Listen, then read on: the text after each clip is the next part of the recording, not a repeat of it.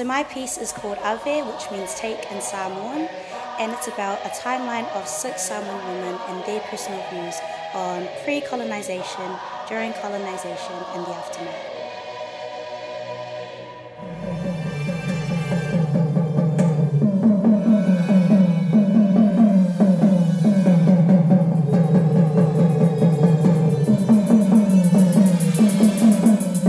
I lost my mum 5 years ago, and I really wanted to create a piece that not only helps me with my culture and finding my cultural identity, but also learning about my extended family and just learning more about my mother tongue.